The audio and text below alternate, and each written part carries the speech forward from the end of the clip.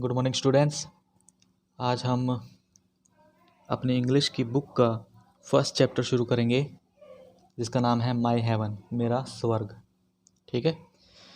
और ये छोटी सी पोइम है जो गुरुदेव रविंद्रनाथ टैगोर ने लिखी है, गीतांजलि में लिखी हुई थी, उसका एक पार्ट है छोटा सा। ठीक है। ओके, तो इसको पढ़ते हैं, अब शुरू करते हैं। Where the mind is without fear and the head is held high, where knowledge is free, where the world has not been broken। तो इसमें जो पोइट है, जो कवि है, वो किस एक दुनिया की कल्पना कर रहा है, किस देश की कल्पना कर रहा है, किस जगह की कल्पना कर रहा है जहाँ पे जो दिमाग है वो बिना किसी डर के, यानी कि हमारा जो मन है बिना किसी डर के रहे। हेड इज़ हेल्ड हाई, हमेशा हमारा सिर जो है ऊंचा रहे, किसी के सामने झुके नहीं। वेयर नॉलेज इज़ फ्री, जहाँ पे ज्ञान जो है किसी कीमत में या किसी पैसों में ना जकड़ा हो, हमेशा सबके लिए फ्री हो, कोई छोटा हो, बड़ा हो, गरीब हो, अमीर हो, सबके लिए ज्ञान अवेलेबल हो वहाँ पे। Where the world has not been broken, जहाँ पे दुनिया जो है टुकड़ों में ना बटी हो, ये तेरा देश, ये मेरा देश, इस तरीके से कई टुकड़ों में ना बटी हो। Up into fragment by narrow domestic walls. Narrow domestic walls क्या होते हैं? डोमेस्टिक होता है घरेलू, ठीक है, नैरो होता है संकरा। तो यहाँ पे जो कवि है वो सोच की बात कर रहा है कि हमारे जो दिमाग में संकरी सोच है, यानी कि जो छोटी सोच है, वो कभी घर ना कर पाए, ऐसी जगह हो वो। Where words come out from the depth of the truth, और जहाँ पे शब्द जो हमारे मुंह से निकले ना, वो सच के निकले, हमेशा किसी झूठ के नहीं निकले, किसी फरेब के ना निकले। Where tireless striving stretches its arms towards perfection, और जहाँ हर व्यक्ति अपने आप को कुछ बेहतर बनाने के प्रयास में लगा हो। Where the clear stream of reason has not lost its way into the dreary desert sand of dead habit. Dead habit क्या है? किसी पुरानी जो रीति रिवाज है, जो अंधविश्वास है, जहाँ पे लोग उनमें ना फंसे हों, कुछ नया सोचें, कुछ नया करें, कुछ आगे बढ़ने की सोचें, ऐसा स्थान।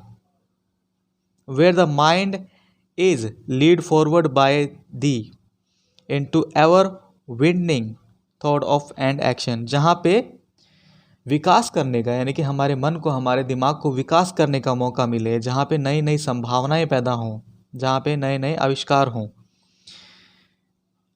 Into the heaven of freedom, my father let my country awake।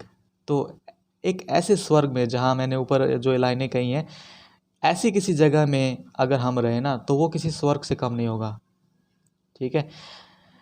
Let my country awake, और मैं चाहता हूँ कि मेरे देश जो है जागे और इस तरह की सोच को अपनाए। तो आई होप ये जो छोटी सी कविता है गीतांजलि से ली गई है, रविंद्रनाथ टैगोर जी ने लिखी है, तो ये आपको समझ आ गई होगी माई हेवन से। ठीक है, ये फर्स्ट चैप्टर था, आज हमने इसको किया है।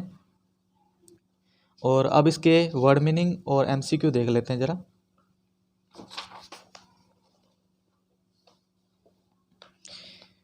तो इसके वर्ड मीनिंग देखिए ज़रा। ये जो वर्ड मीनिंग है ये उसी कविता में से जो लाइनें हैं वहाँ से दी गई। जैसे कि वेयर से जो स्टैंजा शुरू हुआ था, हाई पे जाके ख़त्म होता है, ये पूरा स्टैंजा है। इस स्टैंजे का पूरा मतलब क्या है? Democratic country, the people of which should be proud of its culture. ठीक है, तो इसका जो मीनिंग है वो हिंदी में आपको लिखना है प्रजातंत्र, जहाँ पे प्रजा का तंत्र। प्रजातंत्र का मीनिंग क्या होता है? जहाँ पे लोगों का राज होता है, जहाँ पे वोटिंग सिस्टम होता है। ठीक है, उसको प्रजातंत्र कहते हैं। अगला देखिए, वर्ल्ड, और वर्ल्ड का यहाँ पे क्या दे रखा है? ह्यूमन सोसाइटी, यानी कि दुनिया, जहाँ पे सोसाइटी यानी कि समाज के लोग रहते हैं, यहाँ पे दुनिया को ही हम फ्रेगमेंट करेंगे। ठीक है, उसके बाद में फ्रेगमेंट वॉल्स, ये पूरा एक पैराग्राफ सा है। इसका है जाति, भाषा आदि का बंटवारा। अब देख लेते हैं इसका इंग्लिश में क्या लिखा हुआ है। The internal division on the basis of caste, creed, language. ठीक है, मतलब कि अंदरूनी ही बंटवारा हुआ पड़ा है, जहाँ पे जाति के नाम पे, धर्म के नाम पे, ठीक है, भाषा के नाम पे, तो उसी को कहते हैं क्या, फ्रेगमेंट। यहाँ से ये पैराग्राफ शुरू हुआ, वॉल्स पे जाके खत्म हुआ, तो इस पैराग्राफ का पूरा मतलब ये है, ठीक है। और इसका हिंदी में आपको मैंने बता ही दिया क्या है, जाति भाषा आदि का बंटवारा। ओके, अगला वर्ड मीनिंग क्या है यहाँ पे, where tireless dash dash dot dot dot perfection, ठीक है, ये एक पूरा पैराग्राफ है। इस स्टैंजे में क्या दे रखा है, where people should be industrious and their aim should be perfection, ठीक है, जहाँ पे लोग जो हैं सीधे साधे हों और प्रगति की ओर देखें जरा, ठीक है, हमेशा कुछ सुधार करने की सोचें। तो इसका जो वर्ड मीनिंग है वो निकल के क्या आ रहा है, सर्वगुण संपन्न, यानी कि हर तरह से अपने आप को प्रोस्पर, अपने आप को सुधारने की, अपने आप में कुछ बेहतरी करने की कोशिश करें जहाँ लोग, वहीं एक अच्छा समाज हो सकता है। Clear stream of reason, clear stream of reason क्या होता है, जैसे कि नदी का पानी साफ होता है, बिल्कुल क्लियर दिखाई देता है, उसी प्रकार हमारी जो सोच है, तर्क शक्ति है, वो भी साफ होनी चाहिए। तो इसका जो वर्ड मीनिंग है वो क्या है, reason power is compared to a river of clear water, ठीक है। रीजनिंग पावर क्या होती है, तर्क शक्ति, इस तर्क शक्ति को ही एक नदी के पानी जैसा साफ होता है ना, बिल्कुल क्लियर दिखता है, वैसे ही हमारी तर्क शक्ति। अब तर्क शक्ति क्या होती है, तर्क शक्ति यानी कि सोचने समझने की जो शक्ति होती है हमारी, सही गलत को पहचानने की जो शक्ति होती है, उसी को हम तर्क शक्ति कहते हैं। तो इसका वर्ड मीनिंग क्या बन जाएगा हिंदी में, तर्क शक्ति, ये आपने लिख लेना है, ठीक है। अगला देखते हैं, dreary desert of dead habit blind faith are compared to a vast and fearful desert, ठीक है। ओके, तो इसमें क्या बताया गया है कि एक ऐसा रेगिस्तान जहाँ पे अंधविश्वास के एक झोंके में लोग गड़े हुए हैं, उनको वहाँ से निकालना है। तो इस पूरी लाइन का मतलब क्या हुआ, अंधविश्वास, कि अंधविश्वासों से जरा निकले हमारे लोग और कुछ रियल जो है, असलियत जो है, उसको जाने लोग। ये वाला काट देना, लास्ट वाला, ठीक है, वेयर एक्शन, ये वाला काट देना। लास्ट वाला एक देख लेते हैं हम, क्या है, फ्रीडम। फ्रीडम क्या होता है, एक second, heaven of freedom.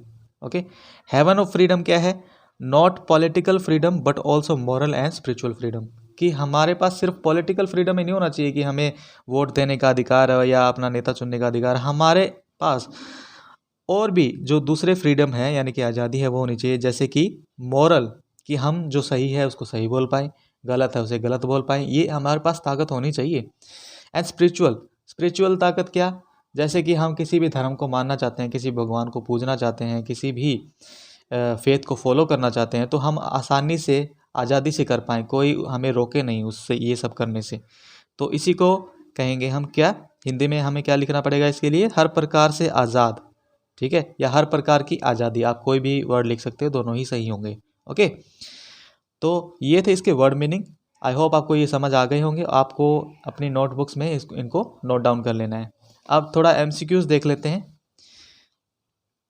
MCQ का पहला क्वेश्चन देखिए जरा, what should be the condition of people in a democratic country. Democratic country का मैंने आपको बताया था, डेमोक्रेटिक का मतलब होता है प्रजातंत्र, जहाँ लोगों का राज होता है, वोटिंग सिस्टम होता है जहाँ पे। तो यहाँ पे क्वेश्चन में कह रहा है कि कैसी कंडीशन होनी चाहिए, एक प्रजातंत्र के अंदर कैसा एक माहौल होना चाहिए आपके हिसाब से। तो यहाँ पे ऑप्शन दिए हैं, दे शुड बी फियरलेस, उनमें कोई डर नहीं होना चाहिए, दे शुड बी ट्रूथफुल, उनमें सच्चाई की भावना होनी चाहिए, they should be proud of their country and culture, उन्हें अपने देश और जो कल्चर है, यानी कि रहन सहन है, उस पर नाज होना चाहिए, या फिर ऑल ऑफ दीज। तो ये सभी एक जो बातें हैं, ये क्वालिटी है एक अच्छे कंट्री की, एक अच्छे डेमोक्रेसी की। तो इसमें हम इसका आंसर डालेंगे ऑल ऑफ द अबव, ठीक है। सेकंड क्वेश्चन देख लेते हैं, narrow, narrow domestic walls means narrow mindness. इसका मतलब क्या है कि जो छोटी संकरी सोच है ना, वो बिल्कुल छोटे सोच को आगे बढ़ाती है और संकरी बना देती है, हमारी एक जो सोच का दायरा है उसे लिमिटेड कर देती हैं, छोटा बना देती हैं, एक दायरे में बंद के रह जाते हैं हम, ठीक है। तो किस बेसिस पे हम करते हैं, on the basis of caste, जाति के नाम पे, on the basis of language, भाषा के नाम पे, on the basis of creed, यानी कि किसी की नस्ल के नाम पे। तो यहाँ पे ऑल ऑफ दीज इसका आंसर आएगा कि हाँ इन सभी चीज़ों के अनुसार हम ये सब जो डिफरेंसेस है वो ये सभी जो नैरो माइंडनेस यानी कि संकरी सोच है हमारे अंदर बसती है और हमें इनसे मुक्ति पानी चाहिए। एक अच्छा समाज वही होगा जहाँ पे ये सब चीज़ों पे भेदभाव नहीं होगा इन सब चीज़ों पे। थर्ड देखिए यहाँ पे क्या है, into the heaven of freedom the meaning of freedom according to the poet is. अब यहाँ पे एक लाइन दे रखी है into the freedom, into the heaven of freedom, यानी कि ऐसा स्वर्ग जहाँ पे सब आज़ादी हो। तो लेखक ने किस आज़ादी के बारे में बात की है, तो ऑप्शन क्या है, द पॉलिटिकल फ्रीडम, राजनीतिक आज़ादी हमें होनी चाहिए, द स्पिरिचुअल हमें धार्मिक आज़ादी होनी चाहिए, द मॉरल फ्रीडम हमें सोच विचार की आज़ादी होनी चाहिए, हमें सही गलत की आज़ादी होनी चाहिए, कहने की, सही को सही और गलत को गलत कहने की भी आज़ादी होनी चाहिए। तो यहाँ पे इसका ऑप्शन क्या बनेगा, ऑल ऑफ दिस। तो इन तीनों का जो ऑप्शन है वो डी ऑप्शन बन रहा है, ऑल ऑफ दिस। ठीक है, तो आज के लिए इस क्लास में इतना ही करेंगे। इसका सेकंड पार्ट में हम इसके क्वेश्चन आंसर्स कर लेंगे। ओके, ठीक है।